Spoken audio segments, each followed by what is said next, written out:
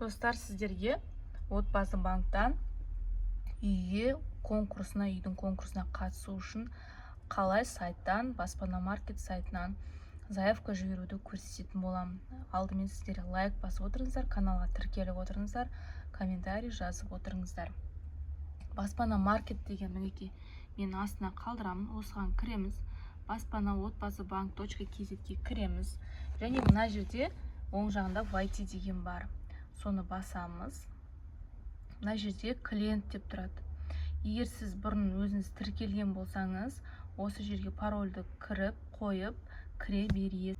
Егер де регистрация жасамаған болсаңыз, мен зарегистрироваться етіп, ЭЦП-мен немесе өзде данныйларды сұрайды, соны басып, регистрация жасайсыз. Өте оңай. Осы жерге мен мінекей кірем. Кірген кезде SMS сұрайды.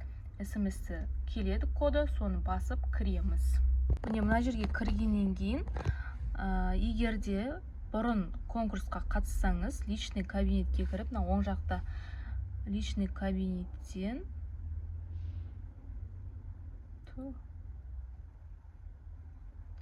бұрынғы нені заявкиді аннулировать етеміз. Онсыз аннулировать етпесеңіздер, онсыз новыйдан конкурсқа қатыса алмайсыз. Не аннулировать заявку деген. Ал егер де бұл бұрын өтпей қалған, егер де кодты жазамыз, жаңадан қосылып жатсаңыз, бұрын конкурсқа қатыспасаңыз, бірден конкурсқа кіріп қатыса бересіз. Мен просто мына біріншісін аннулировать етіп аламын. Неке осылай аннулировать етіп аламыз. Ваше заявление аннулировано деп тұр. Егер сіздер бұрын қатыспасаңыздар, новыйдан кіріп заявка жібере бересіздер. Ол үшін не істейміз? Ол үшін басы бетке өтеміз. Главное дегенге басамыз. Осы жерден қалаған конкурсқа қатысуға болады. Өзіңіздің, мысалы, неңізді тауып аласыз. Мен, мысалы, жеңгеме беріп жатырмын. Қостанай облысын таңдаймыз. Сохранить дегенді міне астында. Қостанайды таңдадым. Сохранитті басамыз. Сосын міне жерде показать дегенді басамыз. Осы жерде қарасаңыздар, бірнеше конкурстар, үйлер шығып тұрады. Мысалы, наурыз әскери, наурыз. Сіздер осының қайсына бергілеріңіз келеді. Мысалы, осыған кіріп бересіздер заявка. Мен өзім жеңгем мемлекеттік қызметкер ретінде кезекте тұрғандықтан, мен сол конкурстың үйді іздеймін бұл жерден. Екінші страницаға өтеміз. Мінекей қарасаңыздар, наурыз әскери. Міне мынандайды іздеймін. Реализация мер государственной поддержки дегенді іздеймін. Яғни Тобыл қаласында, Қостанайда, Бәйтерек микрорайонында 10-шы домдан осында міне подробный дегенді басамыз. Қалған үйлерге конкурс жариялап жатыр екен. Негізі бұл конкурстан кімдер өтеді десеңіздер, бірінші жетімдер санатында тұратындар өтеді, көп балалар өтеді, инвалидтар өтеді бірінші, сосын барып қана мемлекеттік қызметкерлерге ғана сосын барып береді. Және жылына қарайды. Сіз бұрын 2008 жылы тұрсаңыз, 2000 жыл тұрсаңыз, сіз бірінші өтесіз. Мысалы, қараңыздар, номер 2-де бір бөлмелі үйдің бір квартирасын ғана беріп жатыр. Саны заявканың 17 адам берген. Мен бұнда беремін, қанша квартира доступны, көп соған беремін. Міне 6 квартира доступны, бірақ 31 адам заявка беріпті. Бір бөлмелі керек емес, маған 2 бөлмелі керек. Бұл жерден қараймыз, мінекей. 2 бөлмелі, бірақ бөлме беріп тұр, 2 бөлмелі 4 үй беріп тұр. Так, 2 бөлмелі 2 үй беріп тұр. Және де 3 бөлмеліден 3 үй беріп тұр. Және мен тағы да қараймын, мына жерден тағы да екінші дом берілу керек. Соны қарап шығамын. Әрине сіздер өздеріңіздің қалаларыңыз бойынша, мысалы, сіздерге айтып отырады, отбасы банк менеджерлары айтады, конкурсқа қатысыңыз болып жатыр деуі мүмкін, немесе өзіңіз қарап, осы жерден, осы сайттан қарасаңыздар, кезекте тұрсаңыздар, міндетті түрде қатысуға болады. Мен жеңгемді тоже өзім кезекке бергенмін.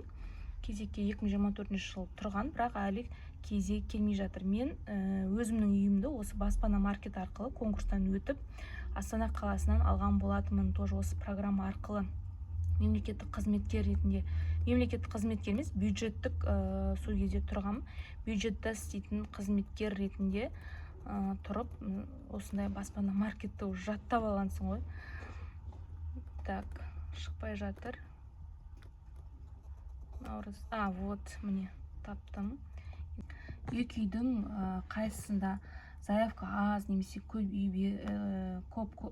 беріліп жатса, квартира, соған мен заявка беремін.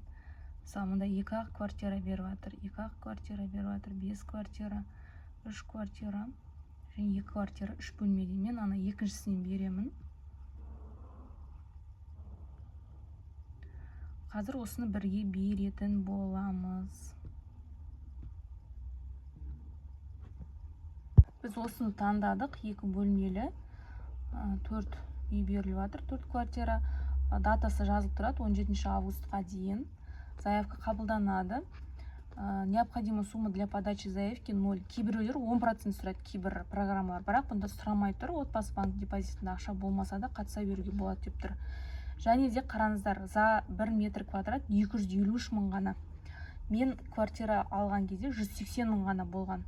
Мен 2 бөлмелі 10 миллионға алғанмын. Мұнда 16 миллионнан асады екен 2 бөлмелі. Бұл да жақсы баға. Енді бірге беріп көрейік. Енді астына түсеміз. Осын таңдадық, яғни таңдадық. Енді астына басамыз. Подать заявку дегенді басамыз. Дұрыстап қараймыз. Настоящий вы проходите инвентаризацию. Дождитесь ее завершения на сайте Өркен и повторите попытку. Осындай шықса, Өркен отбасы банкте инвентаризация.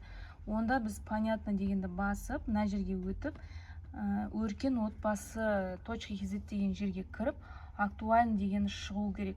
ЕЦП-мен кіріп аласыздар, мына инвентаризация деген басамыз. Ожидание, согласие деп тұр. Осы жерді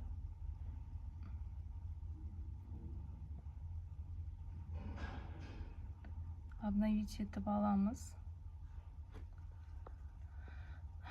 Ожидание, согласие дейді. Согласиесін күтеміз.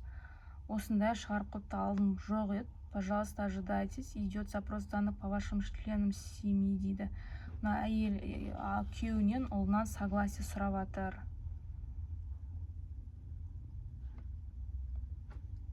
Бізде бұндай сұрамауы мүмкін, бірақ менде сұрады. Қазір отбасы банк қайтадан Өркен сайтын жасағандықтан осында запрос данных по членам семьи мен жасап шықтым. Не осылай бәрі галочка болу керек. Енді біз қайтадан мына жаққа кіріп, жаңағы берген подать заявку дегенімізді басамыз.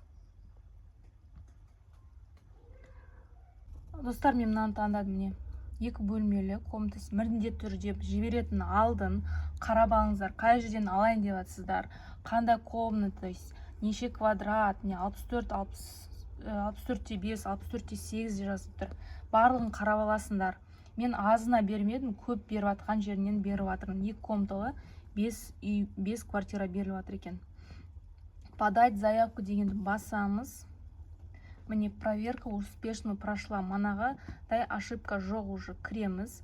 Заявлениені қайтадан тексеріп мұқият қарап аламыз. Қазір дұрыс берілді ма, дұрыс жазылған ба. Міне барлығы жазылып тұр. Бірінші многодетный матері өтеді, екінші дети сироты, барлығы өтеді да, бірінші. Кейінгілерге уже бюджетниктер өтеді. Мына жерде ознакомлен дегенді басып, продолжить дегенді басып күтеміз. Сол кезде біздің заявление. Мына жерде тағы да қараймыз. Міне 2 бөлмелі, 64 квадрат, стоимость 16 миллион. Қай жерде адресы, міне выберите один несколько депозит дейді. Депозиті бар. Менің жеңгемнің 2019 жылы ашылған ішінде 2 миллиондай ақшасы бар. Соны міне басамыз. И астында продолжить дегенді басамыз. Міне тағы да заявление шықты. Осын астына өтеміз да. Оқып аламыз міндетті түрде. Подписать, міне астында заявление деген басып, код келеді, сол бойынша подтвердить етіп, конкурсқа қатысып, сосын оны күтеміз ответін. Сонда осында жауап тұрады: поздравляем, ваша заявка успешно подана. Мои заявкенің ішіне кіріп, қарасаңыздар болады деп тұр. Осының ішінен қарап отырамыз. 3 күннен кейін міне заявление принято, бүгінгі күнмен жазылып тұрады. Егер басқасына қатысқыларыңыз келсе, аннулировать етуді ұмыт кетпеңіздер.